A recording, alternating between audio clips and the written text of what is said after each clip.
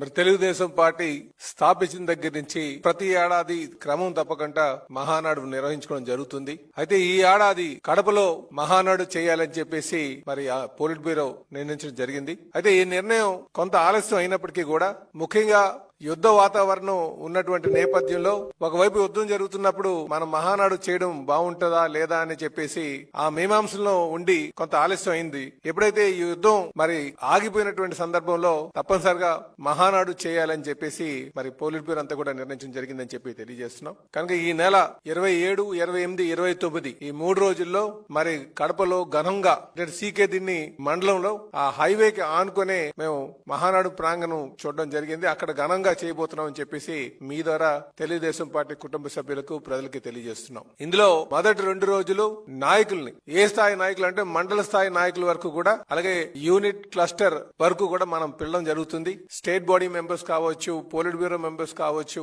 అలాగే జిల్లా body members, state body members అందరినీ కలుపుకొని సుమారు 23,000 మందికి మొదటి 2 రోజులు మేము ఆహ్వానిస్తున్నాం. 3వ రోజుకి వచ్చేసరికి గ్రామ స్థాయి అధ్యక్షుల వరకు, గ్రామ కమిటీ వరకు కూడా పిలవడం జరుగుతుంది అని చెప్పేసి ఈ సందర్భంగా తెలియజేస్తున్నాం. అంటే సుమారు 50,000 మందికి ఆ రోజు మీటింగ్ కి ఆహ్వానం పంపడం జరుగుతుందని చెప్పి తెలియజేస్తున్నాం. ఇది కాకుండా ఆ చుట్టుపక్కల ఉన్నటువంటి నియోజకవర్గాల్లో ఈ కుటుంబ సాధికార సారథులు అని చెప్పేసి మేము ఒక కమిటీని వేసుకుంటున్నాం. వాళ్ళందరికీ కూడా ఆహ్వానం పంపడం జరుగుతుందని చెప్పేసి ఈ సందర్భంగా తెలియజేస్తూ మరి ఈ ఏడాది మరి పార్టీ ఆవిర్భవించిన దగ్గర నుంచి కూడా కడపలో మరి ఇంతవరకు మేము చేయలేదు. 2024 ఎలక్షన్ లో కడప జిల్లా వారు బాగా ఆదరించినటువంటి సందర్భం. పార్టీ ఆవిర్భవించినప్పుడు మరి ఆదరించారు, మళ్ళీ ఇప్పుడు ఆదరించారు. కనుక అందరూ కూడా కడపలో ఘనంగా చేయాలి. అంటే కొంతమంది అక్కడ అకామిడేషన్ లేదు ఎలాగా అని చెప్పేసి కొంత డౌట్లు ఎక్స్ప్రెస్ చేసేటప్పటికి కూడా అక్కడే చేయాలని చెప్పేసి నిర్ణయం తీసుకున్నామని చెప్పేసి తెలియజేస్తున్నాం. ఈలోగా కూడా మేము ప్రతి నియోజకవర్గంలో క్యాడర్ను పిలిపించి ట్రైనింగ్ కూడా ఇవ్వడం జరుగుతుందని చెప్పేసి